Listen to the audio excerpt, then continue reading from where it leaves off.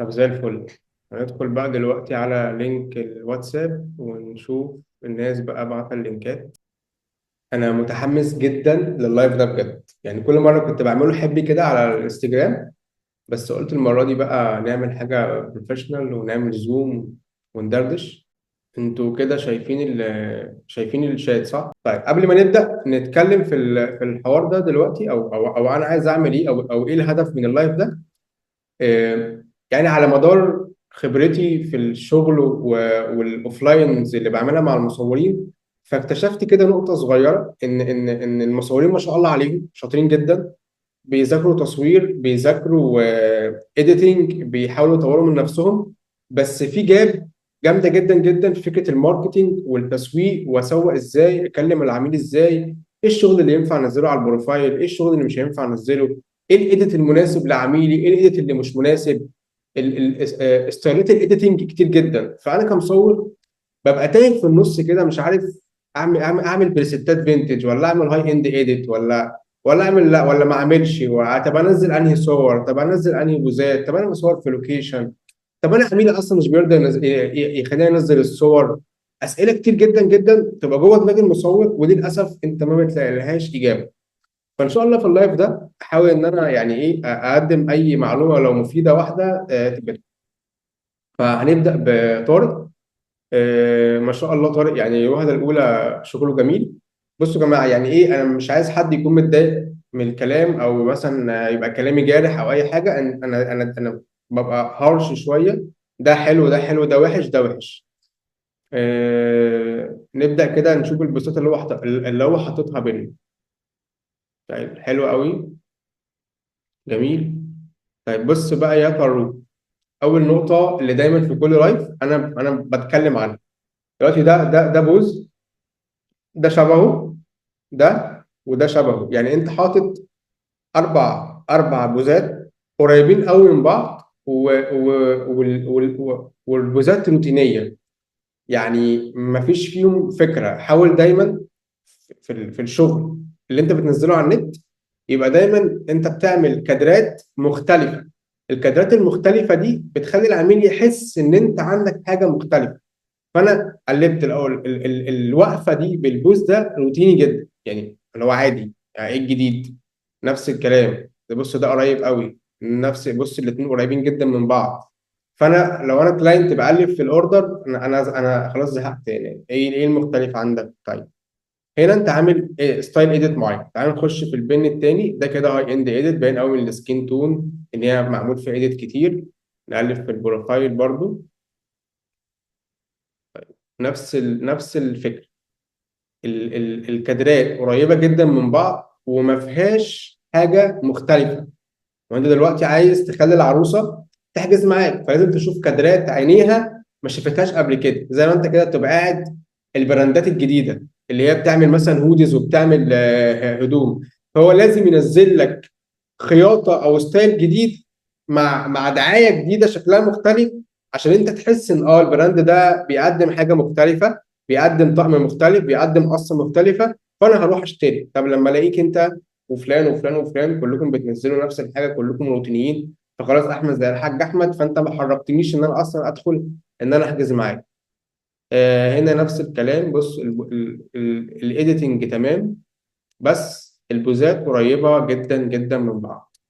هو مش بكتر ان مثلا معايا سيشن، الكلاينت بتاعي ما يطلعش منه غير ثلاث اربع صور بس من السيشن، هم دول الارت، هم دول المختلفين، هم دول اللي انا بينت فيهم روح الكلاينت بتاعي.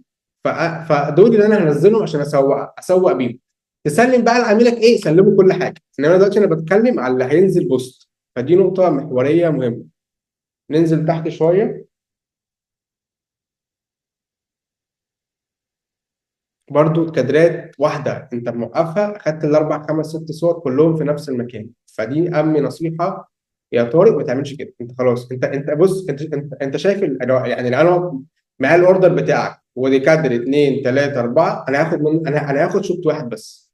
شوط واحد بس اللي هاخده من اربع بورتريهات ولا خمس بورتريهات اللي انت وريتهم لي دول. الشوط الوايت ده انا هاخد منه كادر واحد، الشوط ده انا هاخد منه كادر واحد. بلاقي ان الاوردر كله اتصفى معايا على اربع صور بس، اربع صور توب التوب. فملهاش لازمه كل ده يعني. ما انصحكش تماما لو انت راجل ويدنج ما تنزلش شوت فاشون بيرث داي بالجو ده. لا، انت راجل ويدنج يبقى انت راجل ويدنج. آه، بس كده اولموست الايديت. اظن ان انت تتعامل مع حد اديتور عشان نوعيه الايديت بتاعه السكين تون دي. طيب انا هتكلم في النقطه دي برضه عشان انت كراجل مصور وانت شغال مع اديتور تاخد بالك من النقطه دي. بص السكين تون هنا اورنج مصفرة فاتحه، والايد غامقه. في الايديتنج يعني حتى النقطه دي احنا بنعملها في المكتب عندنا. لا انا لازم الايد دي افتحها عشان تبقى هي والوش واحد. دي نقطه مهمه. والبدله خلي بالك فيها لون، يبقى خلي اللي بيعمل لك ايديت يبقى يخلي باله ويسحب لون البدله. بس المست الدنيا تمام، انت بتصور حلو قوي ما شاء الله عليك. محتاج بس تنقي الاوردرات اللي انت هتنزلها والصور اللي انت هتنزلها ما تكترش. والدنيا معاك لذيذه ما شاء الله. بس محتاج بس ان انت يبقى كادرات يعني ايه الكادر ده؟ ايه ماسكه اللمبه فاهم؟ لا محتاجين نطلع بالكادرات كفكريا. غذى عينك من مصورين تانيين، اتفرج كتير عشان تقدر تطلع كادرات مختلفه عشان الكلاينت يحس ان انت عندك حاجه مختلفه. والايديت لذيذ مش وحش. شيل بقى كلمه رمضان كريم دي، شيلها بلاش الجو ده تماما. وما تنزلش تو بوست لنفس الكلاينت. خلاص يعني حاسس ان دول ودول واحد، ده كتير قوي ومش بكتر الاوردرات. بس كل الجو ده شايف بتاع هابي بيرث داي وعيد الميلاد ده امسح. شيل الحاجات القديمه دي المتكرره دي، شيل. بص ده تحت، انزل تحت كده، ده ايديت وحش قوي قوي قوي قوي. شيل الكلام ده. ريلز دي شيلها. بص الحاجات بقى العشوائيه اللي تحت دي عود نفسك دايما نظف البروفايل اول باول. انا ادخل ككلاينت الاقي عندك 10 بوستات بس جامدين جدا، احسن ما الاقي عندك 40 بوست فيهم بجد هري. وكلاينت انا حاسس ان هو مش شبهي، انا عميل مثلا نضيف فانا حاسس ان الكلاينت ده بالنسبه لي طبع اقل. وعلى فكره هي النظره بتبقى كده، فلازم تخلي بالك من النقطه دي. بس فاظن طارق يعني اتمنى يكون الدنيا معاك تمام يا طارق. نخش على اللي بعده.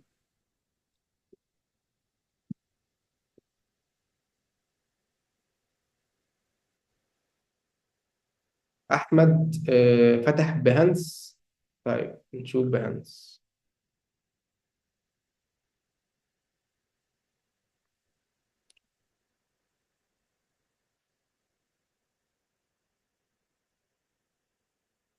ما شاء الله يعني الصور جميلة قوي، حلو قوي المود. بورتريهات.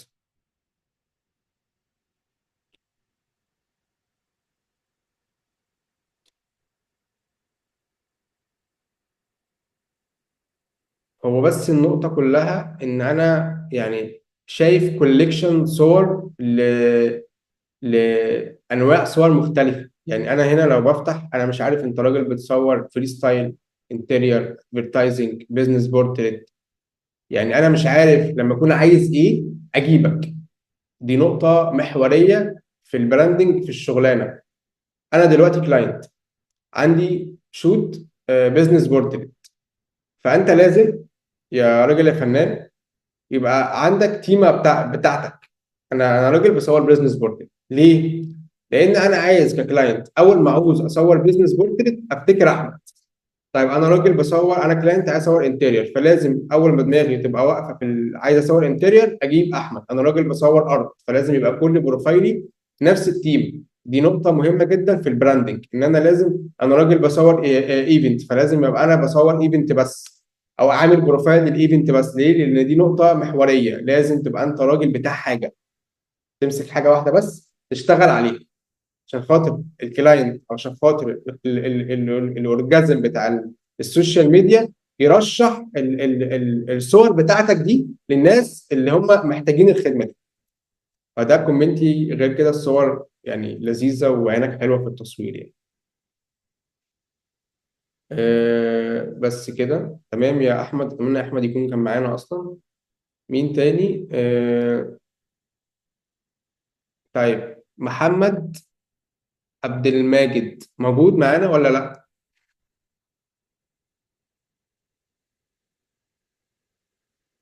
تمام. احمد انجل قال لي تمام. محمد عبد الماجد موجود ولا لا؟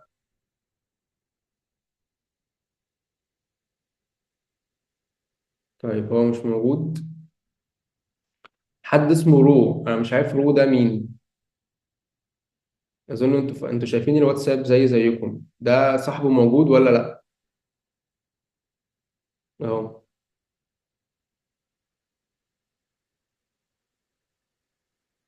ها. طيب صاحبه مش بيرد. زيزو موجود؟ يا زيزو. ايوه ثواني، طب يا جماعه عشان في كذا حد قال لي موجود. آه محمد المظالي ده الاكونت الاول ده اللي هو انهي واحد؟ ده اللي هو محمد عبد الماجد ولا رو؟ يعني اكتب لي انت الاكونت بتاعك انهي واحد.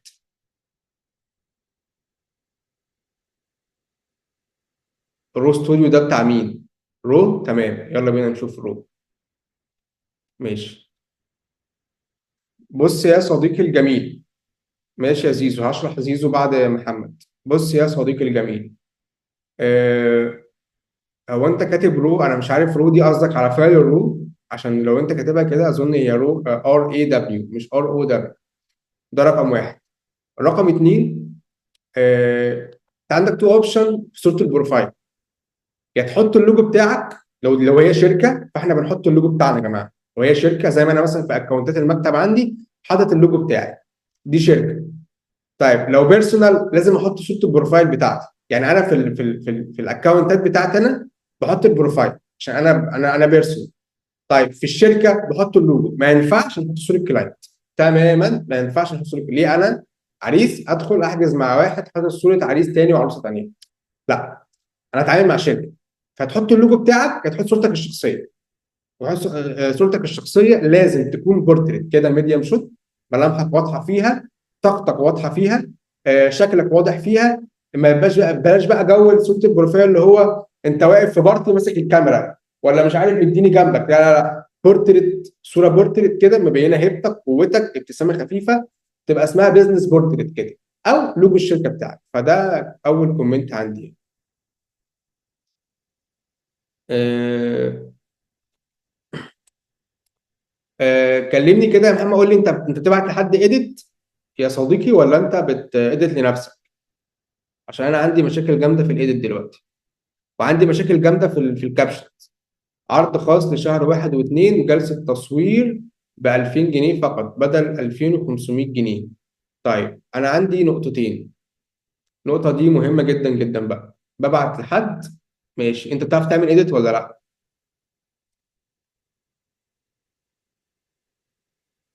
حلو. طيب هو اللي انت بتبعت له يا اما عنده مشكله في الشاشه.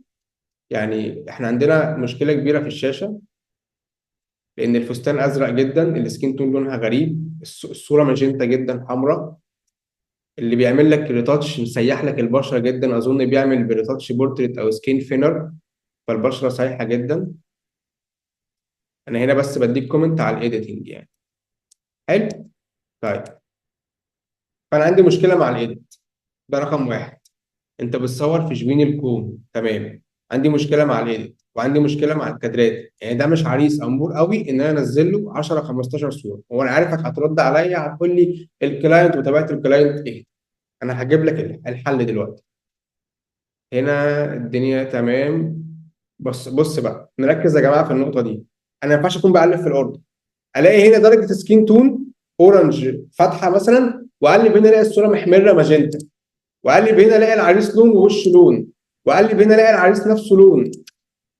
انت لازم تحل مشكله الايديت مع الايديتور ده. ان لازم تحلها، وانت كمصور لازم تكون فاهم ايديتنج، عشان لما تستلم شغل من مصور لازم تعرف تقيمه. دي كلها مشاكل في الايديت مصيبه. كل صوره، بص حتى السنان لونها جراي، الوش هنا مكتوم اضاءه. فانت محتاج تفهم ايديت، تفهم الايديت، ومحتاج تغير الايديتورز عشان خاطر تعرف تطلع شغلك باحسن شكل. لان انت كده مدور على، طبعا انت بتصور الاوردر ب 2000 جنيه، فانت اكيد واخد اديتور اسعاره قليله جدا. فانتوا الاثنين قافشين كده في حته، صدقني انت مش هتعرف تطلع لقدام. فحاول اول حاجه تستثمر في دماغك انك انت تفهم اديت، وتستثمر في الايديتورز اللي بيشتغلوا معاك في ان انت تاخد اديت اعلى. دي نقطه كده هتخليك تنزل الشغل بشكل احسن. طيب يا اتش، انا اصلا مش عارف اخد فلوس من ال الكلاينت بتاعي. انا محشور في ان انا بنزل سيشنز ب 2000 جنيه. بص بقى، انت دلوقتي محتاج تغير صوره البروفايل دي الاول. هنعملها له. وانا مش عارف انت بالك قد ايه في التصوير. يعني انا عندي مشكله في البوزات وفي التصوير، ان هو روتيني شويتين. انت برضو بتصور بعقليه، خلاص الكلام ده خلص من 2016 و2017. فانا يا اتش محتاج اطور نفسي. انت راجل بتصور في لوكيشنات، يعني شغلك كله باضاءه. يبقى انا راجل كده محتاج ان انا افهم حاجتين: اتعلم اصور باوتات اضاءه صناعيه هارش فلاش، اتفرج على بنترست، اخد كورسات عشان اطور من تصويري، واتفرج على صور وتغذيه بصريه عشان اطور من التكوينات بتاعتي. ان انا هوقف العرسان ازاي، هركب الكادر ولا اخده من تحت، هخلي العريس عامل ازاي. ايا كان شكل العريس، ايا كان وضع الكلاينت، لو طلعت من الاوردر بتاعك بصوره واحده بس، نزلتها بوست شكلها حلو، ارت معمول لها ايديت نضيف، اقسم بالله هتشغلك. انا كنت بشتغل مع ويدنج فوتوجرافرز تقال جدا، ممكن طول السيزون عامل سبونسر على صوره واحده. طلع الصوره دي طالعه من الاوردر، هي ده الصوره كان فيها ارت حلو قوي قوي، منزلنا عاملين لها سبونسر طول السيزون، وجايبه لنا اوردرات وجايبه لنا شغل. فانا عادي ممكن ما انزلش كل ده، بس انا اجتهدت ان انا اطلع صوره واحده مختلفه، اضاءه مختلفه، ارت. صدقني هتلاقي الدنيا اشتغلت معاك. والموضوع بيجي بالتدريج. يعني انا دلوقتي عقلي واخد ان انا طول الوقت بصور كادرات معينه مش عارف ايه، فتعبت قوي قوي ان انا اطلع في الاوردر ده بصوره واحده. المره الجايه هتلاقي نفسك طلعت في صورتين، المره الجايه هتلاقي نفسك طلعت بثلاث صور. فكل مدى مع الوقت هتلاقي نفسك ان انت مستواك في التصوير بيعلى. انما احنا يا صديقي لو فضلنا بالريتم ده، صوره البروفايل، التكوينات، التصوير، ستايل الايديت، صدقني انت مش هتطلع عن 2000 جنيه في السيشن. فهي ستيب.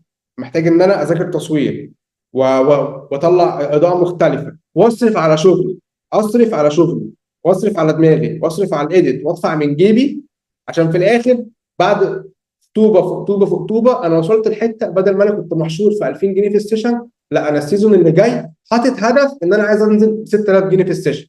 يا اتش الكلاينت بتاعي في كوره ومش هيدفع، لا هيدفع، والله هيدفع. العريس اللي قدامك ده دفع قد كده في اوضه النوم، دفع قد كده في الجوازه، دفع قد كده مش عارف ايه ليه. هو كل الناس اللي حواليك عرفوا يدفعوه الا انت. فدي نقطه انت محتاج تبقى متيقن ان البني ادم عنده استعداد يطلع لك اي جنيه من جيبه، لو انت بس وصلت له الفاليو ان قد ايه صورك مهمه، انت نفسك مهم، هو متشرف بيك ان انت جاي له.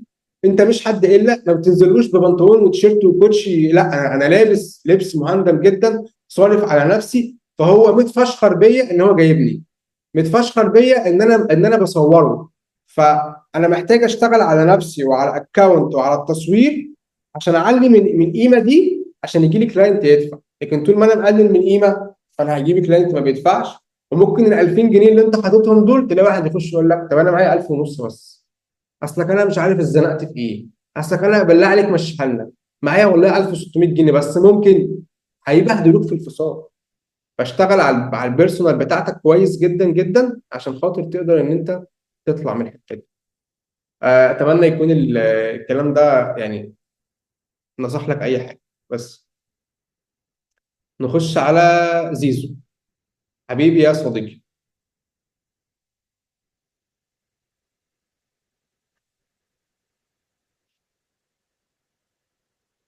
ماشي. زيزو فين؟ زيزو هون. بروفايل نوت افيلبل يا زيزو، مش عارف ليه. بروفايل ما اشتغلش، ممكن تبقى تبعته تاني. طيب احلام عباس موجوده؟ يا احلام.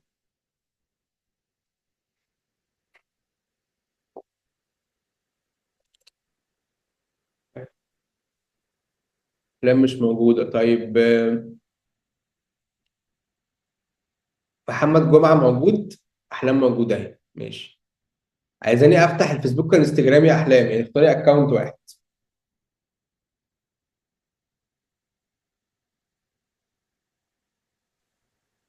حاضر يا ابو المجد، انا ناديت عليك والله وانت ما كنتش موجود، فاستنى دورك بعد احلام بقى.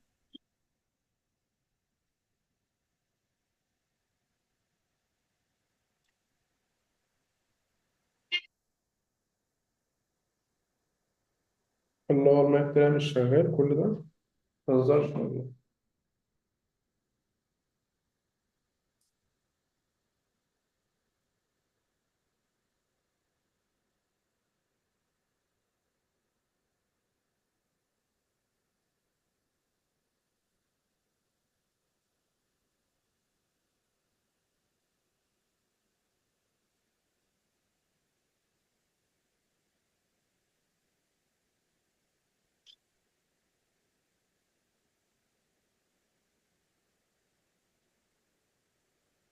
بس من اول اللايف عرفت كل اخطائي، يعني عايزين ادخل طيب على الاكونت ولا لا؟ براحتك يعني اللي انت عايزاه.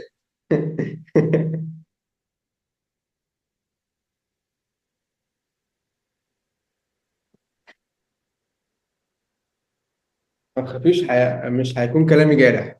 هدخل اهو. ماشي.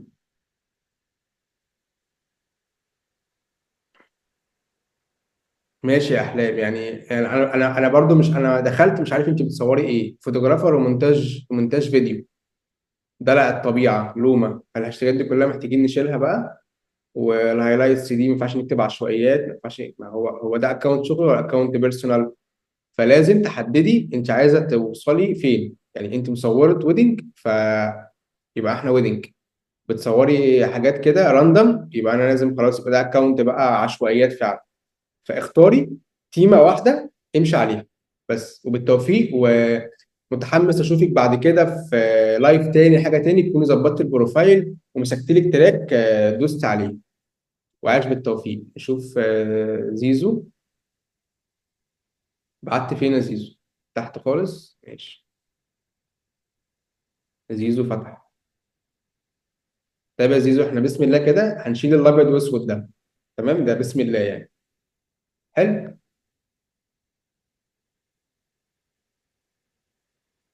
بصوا يا جماعه، النقطه دي انا مبسوط جدا بقى بالصور دي اللي انا شفتها، عشان انا كل شويه عايز انزل بوست عنها وبنسى. انا هسالك سؤال وما تقوليش عرفت ازاي. الايديت ده معمول بكابتشر 1؟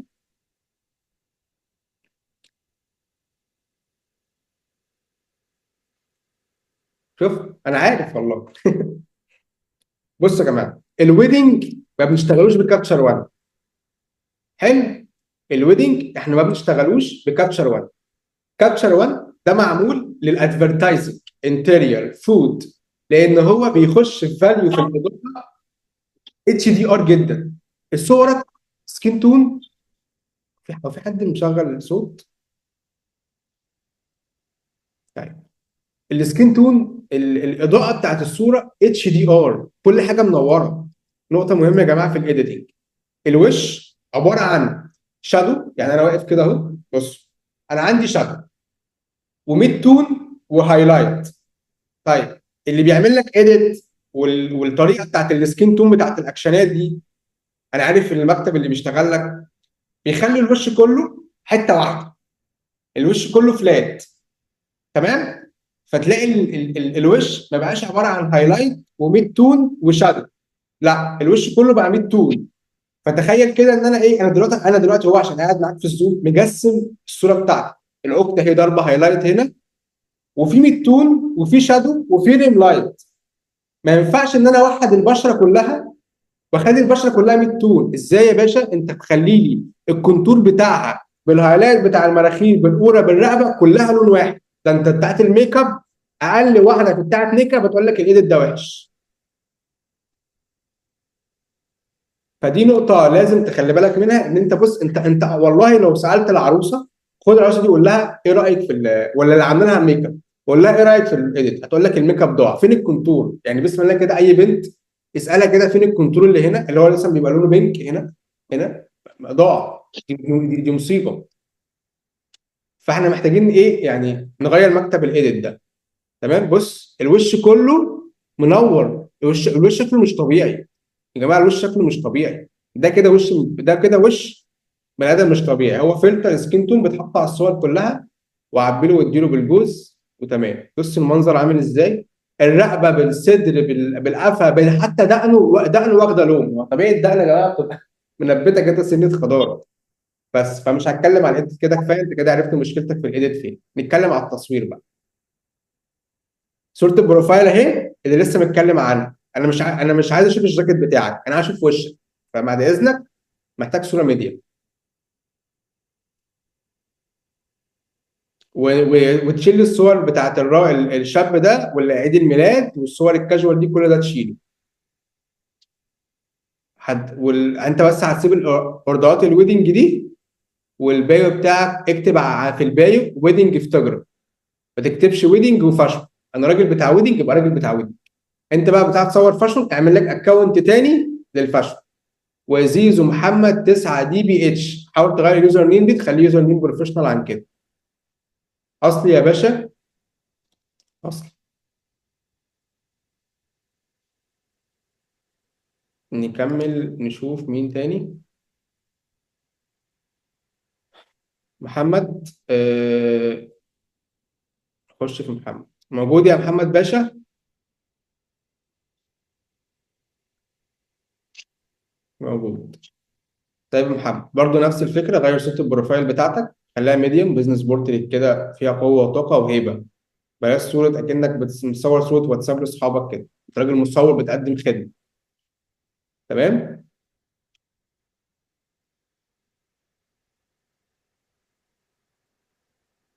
حلو الكولاج. تمام. نقطه مهمه جدا جدا هقول لك عليها. شايف الدريس؟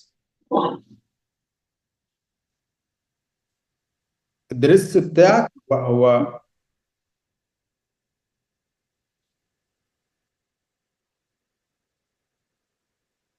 ماشي. مش عارف في حد عمل صوت. آه، الدريس يا صديقي لازم يكون فيه هايلايت. اللي عامل لك اديت، مش عارف انت بتعمل اديت ولا حد اللي بيعمل لك، كاتب لك الدريس لازم يا جماعه في اي اضاءه يكون فيه هايلايت وميدتون وشادو. فالفاليو بتاع الاضاءه ده لما بقفله انا كده كتمت الاضاءه بتاعت الدريس، فكده الدريس انا ضيعت الهايلايت والوايت وبقيت في الميد تون بس، فالدريس بقى مكتوم، شكله غريب بالنسبه لي. وفكره ان انت حاطط الصوره كولاج، الدريس هنا اخضر والدريس هنا احمر والدريس هنا ابيض واسود، فدي مصيبه. خلي بالك اللي بيعمل لك اديت مسوحك. طيب نفكس الاوردر ده، نيجي للاوردر ده. انت راجل بتصور بالليل باضاءه، فما اعرفش دي مشكله شاشه، انت اللي بتعمل لنفسك اديت يعني؟ رد عليا كده، انت بتعمل نفسك اديت ولا بتبعت لحد بره؟ انا اللي عامل اديت شكله رمادي تمام. انت عندك ممكن يكون عندك مشكله في الشاشه، الصور بتاعتك سوفتنج جدا. انت راجل بتصور باضاءه، فلازم يا صديقي اشوف كونتراست، لازم اشوف الاوكتا، لازم احس بضربه الاضاءه. يعني انت بص، انا هنا مصور حاطط اوكتا، انا لازم احسسك بضربه الاضاءه دي. فالصور سوفتنج هنا بقى. بص بقى، ما ينفعش الصور بالليل، صور بالليل نعمل فيها بريسيتس كده. مبدئيا كده انا متاكد ان ده مش لون الروج العروسه، ده بسم الله انا متاكد. فانت ماشي بسكه اضاءه. بص، انت مقلل كاليريتي، انت راجل بتصور باضاءه اوكتات، فانت راجل بتدور على كواليتي، عايز تجسم الحاجه وعايز تبرز اللوكيشن وتبرز الكلاينت. فانت عامل بريستات فيها ايه باين قوي، مقلل دهيز، البريست دي فيها لو كاليريتي، فالصور سوفتنج جدا، فانت عامل اديت مش لاقي على صورك اصلا، فدي مصيبه. فارجوك بعد اذنك، صور بالليل احنا ما بنشتغلش بريستات، ما بنشتغلش كيرفات. انت بتشتغل على قائمه البيزك اديت، وبعد كده تبدا تشتغل ماسكات عشان تجسم البني ادم، تبرز. يعني الصوره اللي هي بالعرض دي، انا لو مكانك هعمل راديال هنا وابين لك ضربه الاضاءه والعب لك احلى لعب، اطلع لك بوم بكواليتي في الصور، هتحس بكواليتي، احساسك بكمال. نخش هنا في صور اللي بالنهار. بص، العريس مش حلو قوي عشان اخد له كادر ميديم كده برضو يعني. ده لسه شكله غريب. انت بتحاول، بص انا حاسس بيك وعارف ان انت بتحاول تجتهد، وانت تصويرك حلو وباين عليك ان انت بتحاول تجتهد، بس انت بتحاول تعمل ستايلات لوكات بيستخدمها المصورين المحترفين على لسه طريقه التصوير بتاعتك، والكلاينت ما تساعدكش ان انت تلعب اللعب ده. فانت حاول وانت بتنقي الصور. يعني انا ليه انزل صوره عليه صور وهم بيشربوا عصير جوافه؟ لا، ملهاش لازمه. فاهم؟ كادراتك حلوه، انت عينك بتلقط كادرات حلوه على فكره. ما شاء الله عليك، حلو الكادر ده. فانا خليني، لو انا معايا 10 صور حلوين انا في خمسه التوب دول اللي ينزلوا معايا.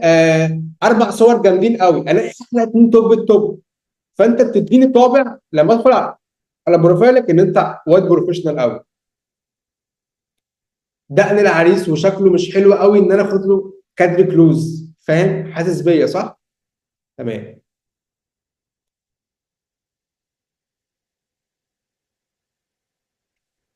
او محتاجين نظبط يعني الكادرات والتكوينات، ومش اي صور تنزل. بص الهايلايت لاسع جدا، لونه غريب جدا. فبرضه انت بتحط بريسيتس وبتعدل عليه. البريسيتات يا جماعه، بص احنا هنا دخلنا في حته هاي اند قوي.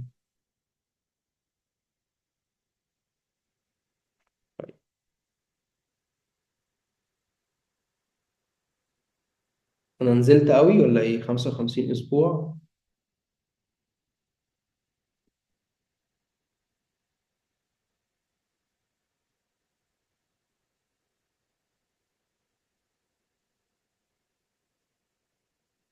بص يعني انا مش عايزك تشتغل بريسيتس بالليل.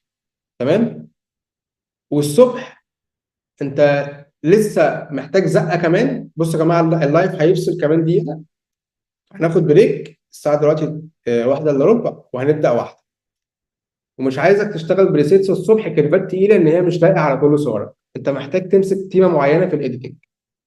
ف عشان تليق على ستايل تصويرك اللي انت لسه. انت في نقطه كده، انا بقول ايه، في مصورين يا جماعه في النص، لو هم مبتدئين اللي هم محترفين، انت تايه في النص. فانت في حته صعبه محتاج شغل عليها في الايديتنج عشان نعرف نركب الايديت ده على صورك. سواء بقى كنت بتصور بالليل او بتصور الصبح. انت عايز لوك بنش الصبح محتاج يتعمل بطريقه معينه يليق على صورك. وصورك بالليل محتاج تعيد تماما الايديت بتاعها. فلو انت بتعمل ايديت لنفسك فممكن تذاكر ايديت احسن من كده عشان تعرف تركبه. لو انت بتعمل ايديت لبره حاول تخلي الايديتور يعمل لك الحاجات اللي تناسب صورك فعلا، لان انت كده بجد انت بتصور حلو ومضيع تصويرك بالايديت يا صديقي. بص يا شريف، مبدئيا صورة الكفر حلوة لذيذة، التكوين حلو. صورة البروفايل محتاج تغيرها. تمام. كونجراتيليشنز، رأيكم يهمني. نشوف الايديتنج والتصوير. ماشي، يعني انت بتصور حلو، بتصور بإضاءة لذيذة، بس ايه يعني، نفس الفكرة. بص الكادر ده مومنت حلو وده لذيذ. دي صورة ملهاش لازمة، يعني بورتريهاية مش تقليدية ملهاش لازمة، نشيلها. حلو. تمام كده. طيب. ده كادر يعني نص نص. وده لا، العريس دي بدلته وصورة العريس ملهاش لازمة إن هي تنزل أصلا. شغال أقبل الناس لازم يدخل. أنت جايب العروسة من تحت، أنا حاسس إن أنا شايف بطنها. يا جماعة نركز جدا في موضوع التكوينات. طيب المومنت هنا صورة اتنين. ماشي، يعني أنا لو هختار ما بين دي ودي ممكن أختار دي. بلاش بقى ننزل دي، يعني برضو نفس الغلطة اللي الناس كلها بتغلطها. وما تطلعش الفستان ابيض واسود كده بالشكل ده، طبيعي لسه بياخد سنه لون. حاول تنقي الاوردرات. صوره زي دي معاك يا باشا، انا الصوره دي لو معايا والله اغمق الباك جراوند واركب لك شمس هنا واديها لك في مود دريمي سانسيت ملوش حل. حولها لك الو بالمسطره. الو يا جماعه يعني انا مش عارف مين. انا المفروض ان انا عامل ميوت للناس كلها.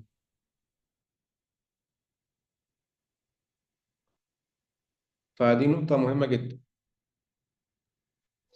الو الو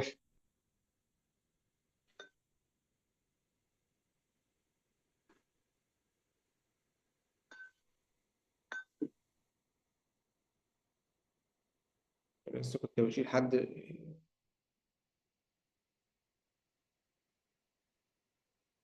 طيب نكمل. انتوا معايا كده في الشات صح؟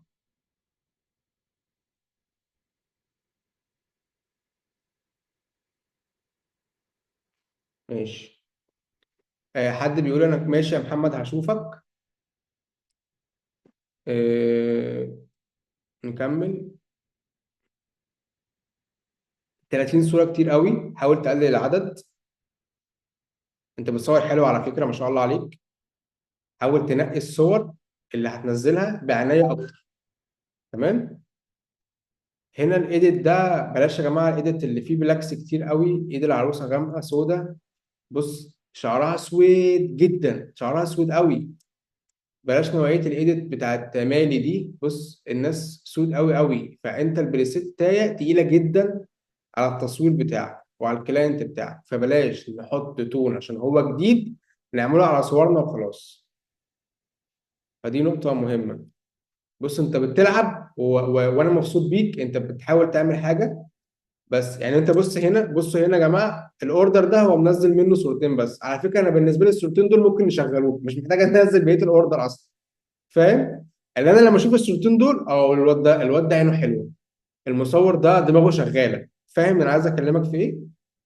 بقى بص بقى ايه يعني، ايه السواد ده وايه الفريم الصغير ده. فلا طبعا شيل الفيديو ده، شيل الكلام ده.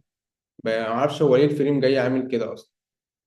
بس برضو نفس الفكره، كادرات روتينيه جدا ملهاش لازمه. فانت دلوقتي راجل عايز تمشي في السكه دي.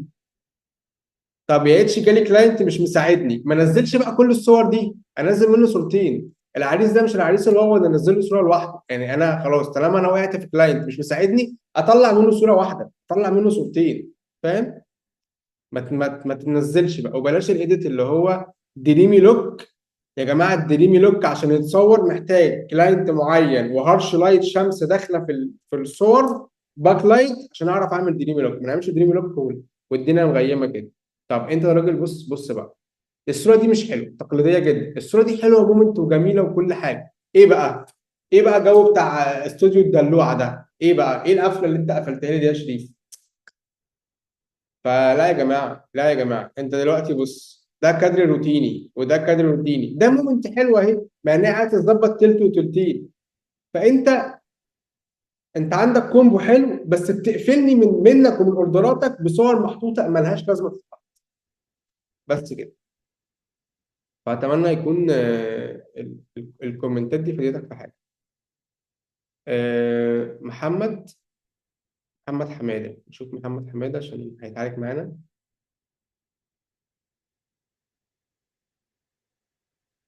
دوت الأكونت بتاعك، ما ده جمعة، ده احنا شرحناه باين. ده الأكونت بتاعك يا صديقي ولا إيه؟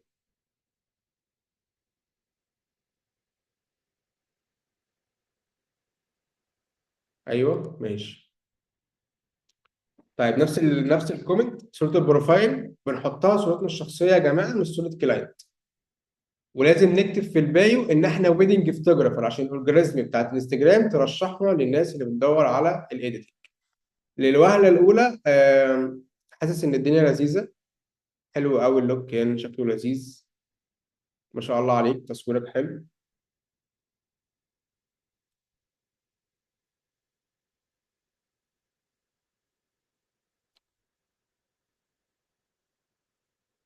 حلو الإيديت، جميل، بس برضه صف الأوردر عن كده.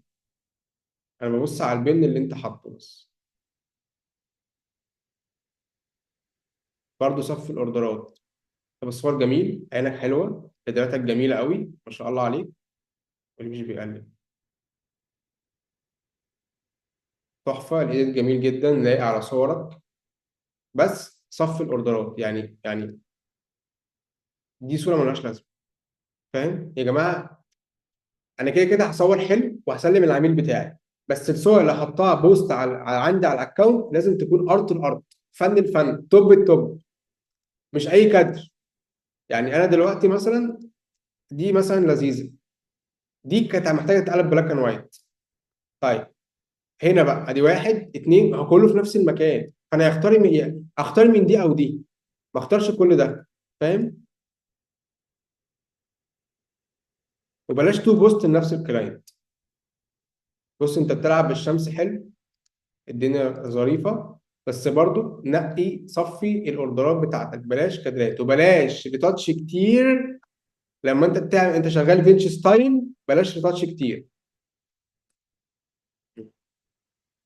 بص، اهدى بقى بالايديتنج بقى، بلاش تعمل ريتاتش على صور فينش ستايل، ده كادر ملوش لازمه. فانت بتصور حلو ما شاء الله عليك، عينك حلوه، مش يعني مشروع مصور شاطر جدا، بس صفي الاوردرات اللي بتنزلها، والايديتنج بتاعك لايق على صور. بلاش تنزل صور كتير في نفس الاوردر، نقي ارض الارض. والكلاينت الحلو بيجيب لك الاحلى، لو كلاينت نص نص ملهاش لازمه ننزله اصلا. تمام يا صديقي ولا معايا؟ ماشي، نشوف اللي بعده.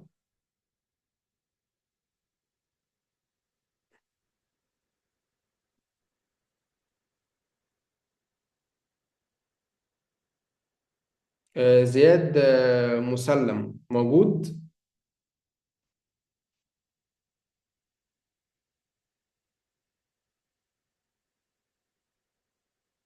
زياد مسلم، انا ماشي بالترتيب يا شباب. زياد موجود؟ زياد. طيب زياد مش موجود. شريف ده احنا شرحنا شريف صح؟ ماشي، في حد اسمه احمد شوقي. فين احمد شوقي؟ انا ماشي بالترتيب يا شباب اللي بعته على الجروب. احمد شوقي. طيب احمد شوقي مش موجود. ابو يونس، انت ابو يونس اللي بتبعت صح؟ طيب نخش على ابو يونس. طيب انت بتصور فوتو ولا فيديو يا ابو يونس؟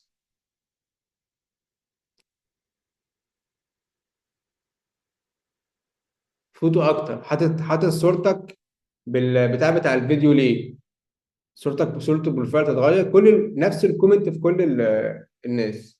صورة البروفايل تتغير، حط صورة بزنس بورتريت شكلها حلو ميديم عشان توضح انت مين، بلاش الصور دي.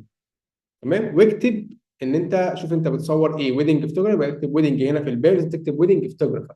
وظيفتك تبقى ويدنج فوتوجرافر هنا في الاختيارات في سيتنج الانستجرام. الكلام ده شيله، الكلام ده مش حلو، الكلام ده مش حلو.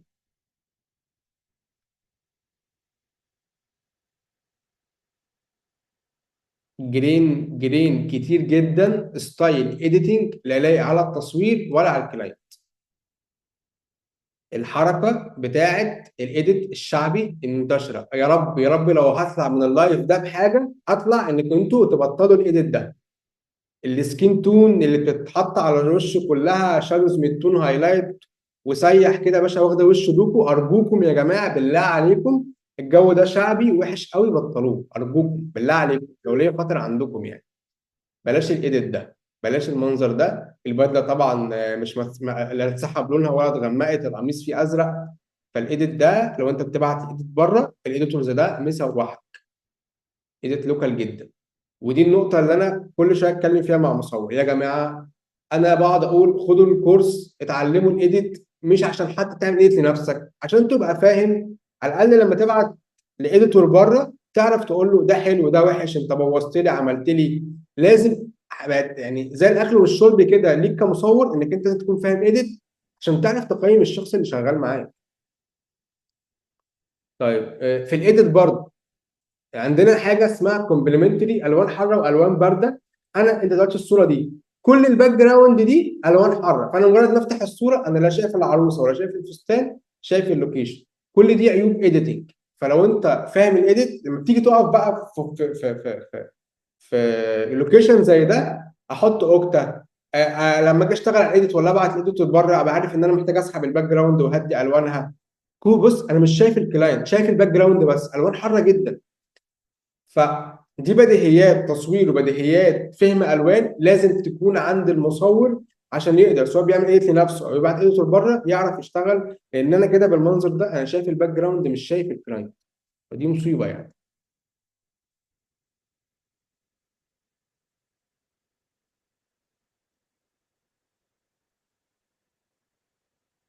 برضو انت بتعمل اديت. يعني انا مش الاديت مش عاجبني جدا خالص خالص، اديت مش حلو خالص تماما.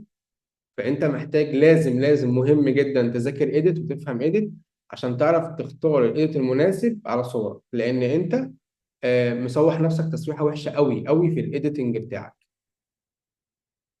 طبعا محتاج تذاكر تكوينات بشكل احسن من كده، تتفرج على ناس كتير بتصور وتصفي الصور اللي انت بتنزلها، مش اي صور تنزل بس. مم،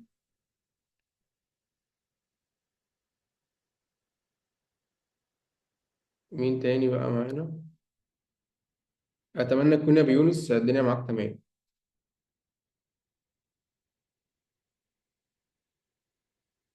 محمد رضا موجود؟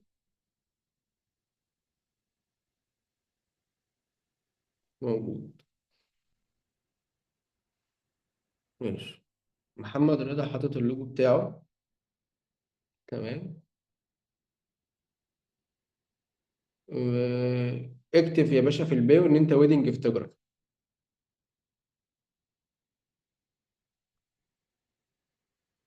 نشوف البن.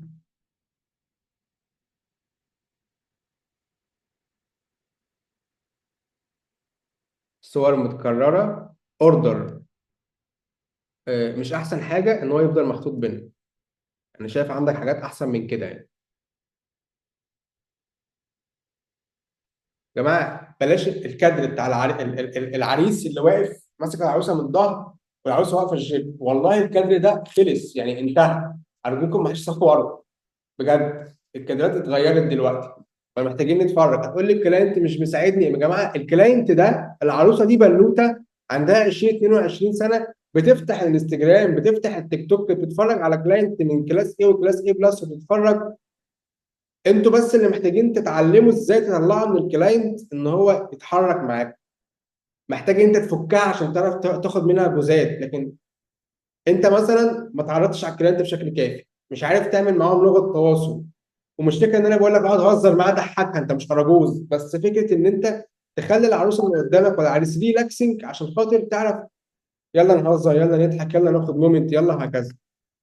بص الصوره، انت عندك مشكله في الشاشه، يا اما مشكله في الايديتور يا اما مشكله في اللي بتعمله. الصوره فلات جدا جدا فاتحه قوي بهتانه، السكين تون ما فيهاش تون خالص. فبرضو الايديتنج مشكله كبيره جدا جدا جدا عندك.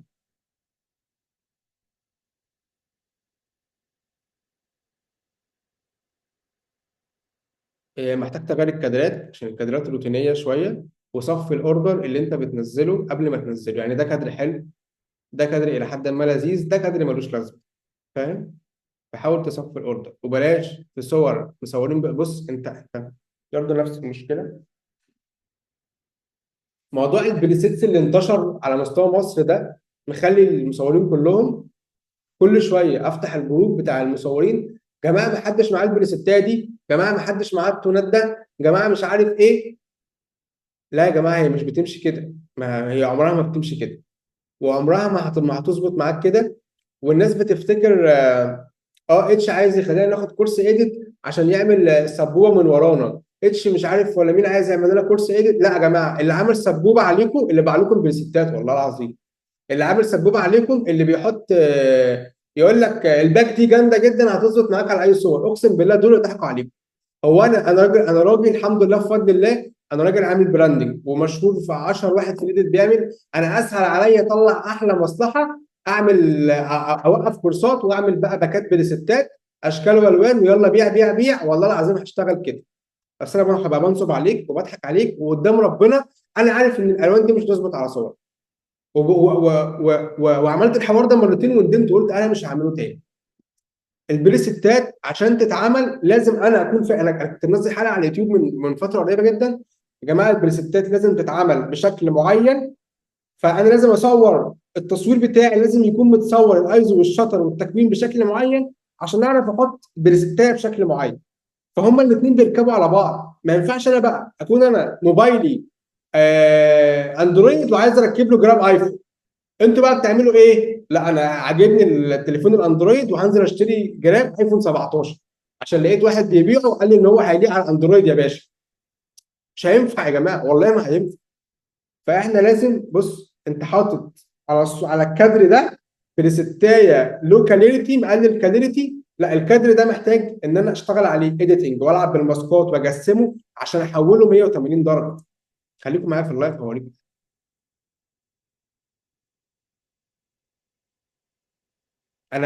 انا منزل الحاجات دي والله على اليوتيوب، بس طبعا الناس دايما اي حاجه فور فري يقول لك اه اكيد اتش مش شارح حاجه. انتوا بس لو تتفرجوا على الحلقات، بصوا دي حلقه بعنوان حضرتك تشتري فيتامينات ومنتجات العنايه بالصحه. انت بتلون غلط. انا عايز اوريكم حاجه بقى. ما طلعت. بصوا بقى، بصوا كده الصوره دي، بصوا الصوره دي. المصور مصور ايزو 1250 وشطر 1250 والصوره فلات. ارجع ورا. انا هنا بقى بتكلم عن على النقطه دي. دي نقطه مهمه لو بصينا. بصوا بقى المصور هنا مصور بايزو 250 والصوره متجسمه، فانا فاتح الفيديو ده بقول لك يا سيدي الفاضل، لو انت مصور الصوره دي كده فانت هتشتغل بستايل اديت. لو كده خدت نفس البريستايه دي حطيتها على الصوره الثانيه، بصوا بقى، بص هنا اهو. بص البريستايه هنا شكلها عامل ازاي. اخدتها انا حطيتها على الصوره الثانيه. بص المنظر المقرف، وحشه جدا. لازم اكون بقى انا فاهم اضاءه وبرنامج اللايت روم عشان اعرف العب في سورس الاضاءه بتاع الرو بتاعي عشان احط البريستايه. طب انا مش فاهم، اي حد هيقول لي ببيع بريستايه حتى، وانا مش مشكله بقى اصور اي حاجه عشان اوصل للتون ده. كل شويه الاقي واحد واخد سكرين شوت من عند مصور تاني وينزلها في الجروب. محدش يا رجاله معاه التونات دي، والله العظيم ما هتظبط معاك، والله يعني اتمنى يكون الموضوع، معلش انا بتكلم بحرقه ان الموضوع مضايقني نفسيا يعني. بس آه، اتمنى يكون كلامي كان خفيف عليك وانا هكمل بقيه البروفايلات اهو. معانا مين؟ ننزل. مينا عاطف. مينا عاطف موجود.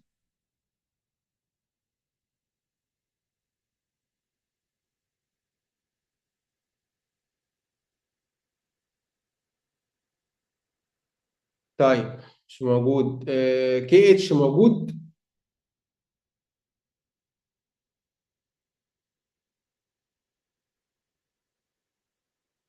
كي اتش موجود. ماشي. ماشي الراجل المحترم ده حاطط صورة بروفايل اهو. ده اول حد يعني يحط صورة بروفايل، وللوهلة الاولى شكله راجل بيعرف يصور. مع انه ما عنده 1500 فولورز بس.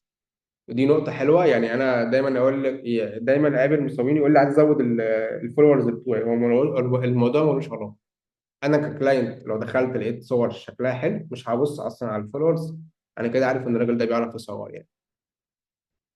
فعينك حلوة ما شاء الله عليك. برضو نفس البوينت بتاعتي. أنت بص أنت منزل في الأوردر ده 4 صور بس. فحلو يعني، حلو قوي إن أنت برضو بتصفي الأوردرات بتاعتك.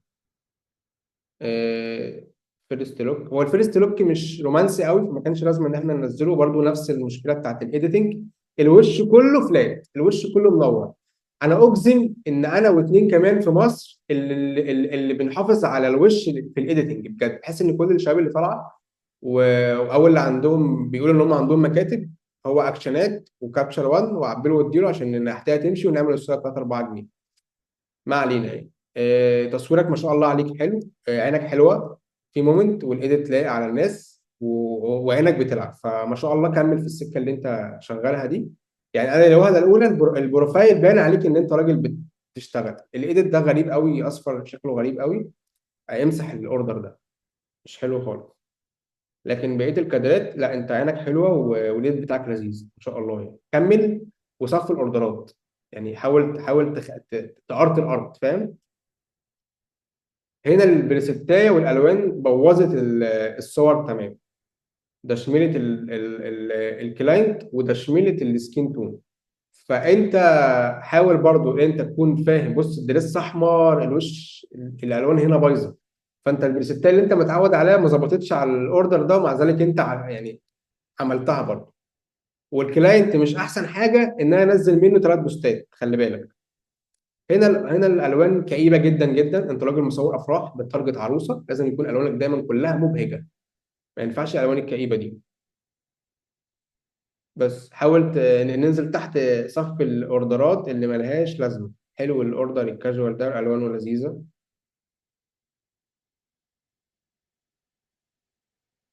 بص بلاش بقى الجو ده، يعني بلاش الجو ده، فاهم؟ بلاش الجو ده، امسح بقى الحاجات القديمه، الايديتنج الكتير دي، الاولد سكول ده بقى، السكه القديمه اللي انت كنت شغالها دي، الجو ده امسح كل ده، ارشفه، مش ديليت، ارشفه، ارشف بقى.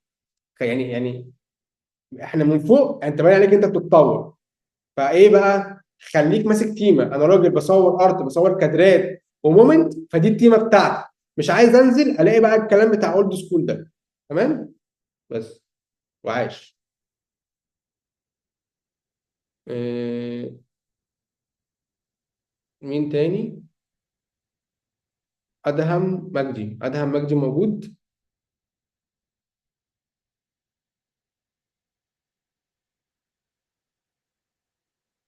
حبيبي يا برو.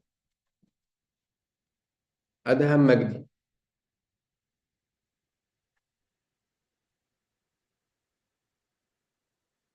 يعني يا شباب بجد اتمنى يكون اللايف حلو والنصايح فايداكم بجد. انا يعني انا طالع كده، انا نفسي ان انا افيدكم، انا مش واخد من حد جنيه وبس، غير بغرض ان انا بس اتمنى ان حد يكون بس انا اديته معلومه فعلا هتفرق معاه، فان شاء الله خير يعني. ادهم مش موجود. طيب عاليه، كونت عاليه موجوده.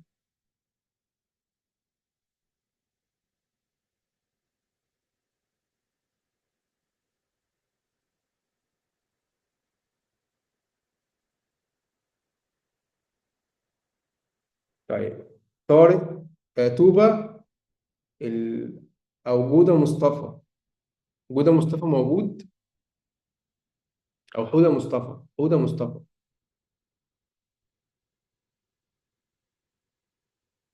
طيب ممدوح موجود.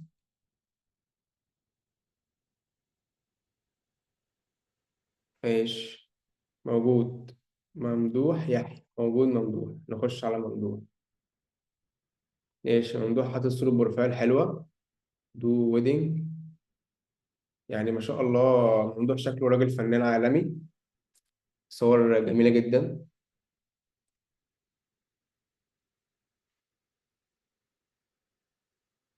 راجل ماسك كلاينت حلو، تصوير جميل. آه الاوردر ده محتاج يتصفى، ينزل اقل من كده. وحاول ان انت وانت بتediتنج، يعني هنا الساتوريشن، الكالر سكين تون حلوه. هنا في الكلوز اب كانت اوفر ساتوريشن قوي لدرجه ان انا عيني وجعتني. فحاول تصفي الاوردر ده وتنزله تاني.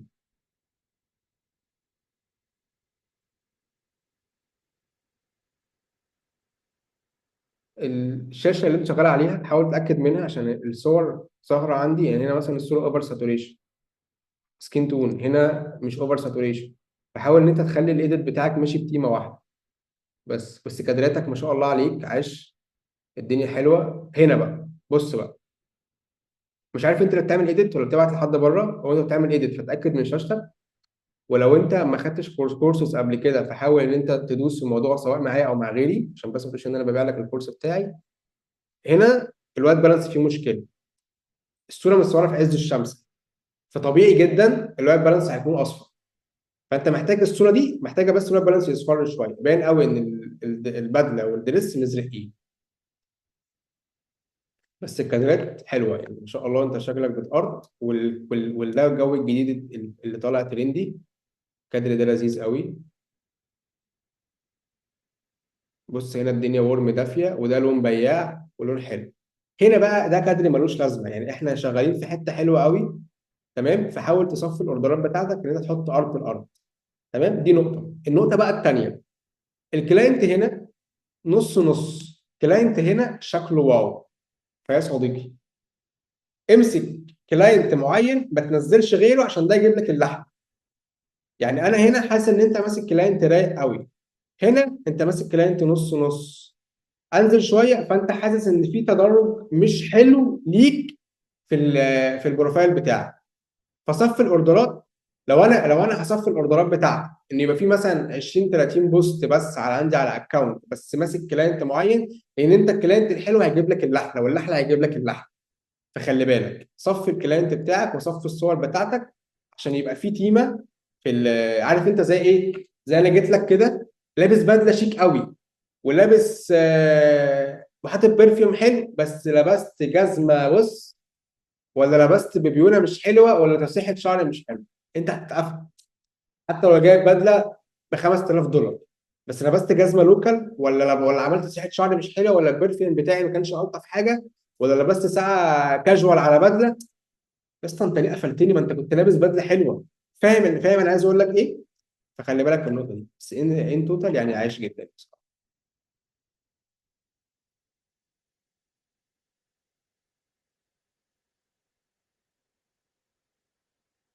عايش عايش عايش عايش يا شريف. ماشي نكمل بقيه الحوار.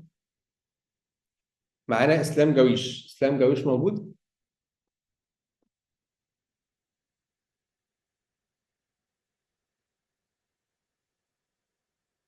موجود.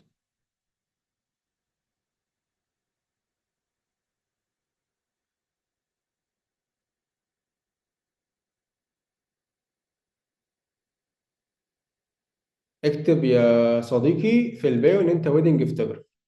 تمام، وصورة البروفايل دي غيرها. انت مش باين في صورة البروفايل. ماشي. مين اللي بيعمل لك ايديت، انت ولا تبعت لحد؟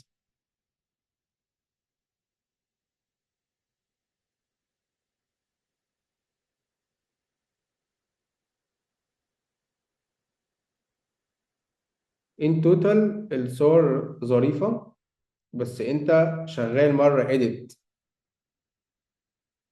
تسليمات هاي اند الوش والسكين تون وحاجة عشوائية جدا جدا مع احترامي ليك وللي عمل ايديت، ومرة تانية انا شايف عندك ارت وصور حلوة وكلاينت حلو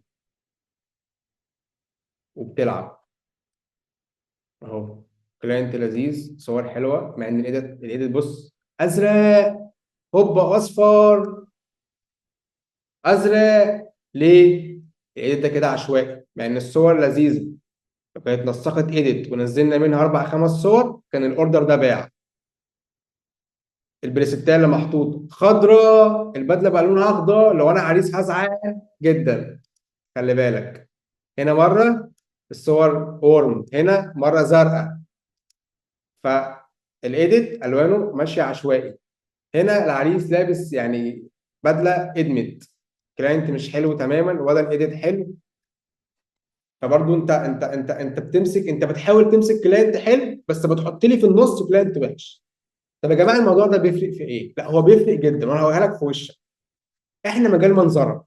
انا لو عريس وشيك وابن ناس هخش عندك هلاقي احس بس ان في كلاينت انا شايف ان هو طبقيا اقل مني، انا ممكن ما احجزش معاك.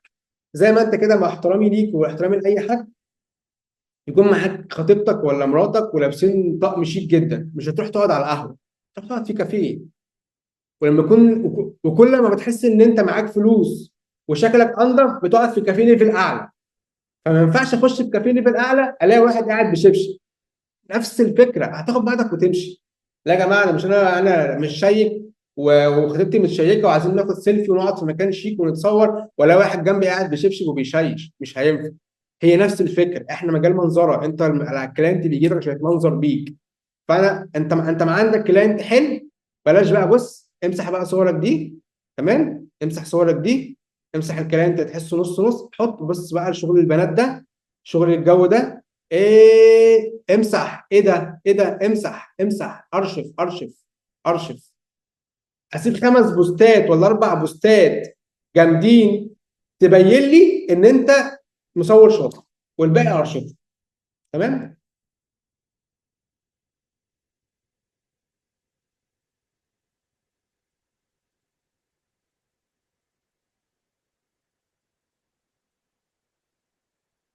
اتمنى يكون المعلومه افادتك يا صديقي.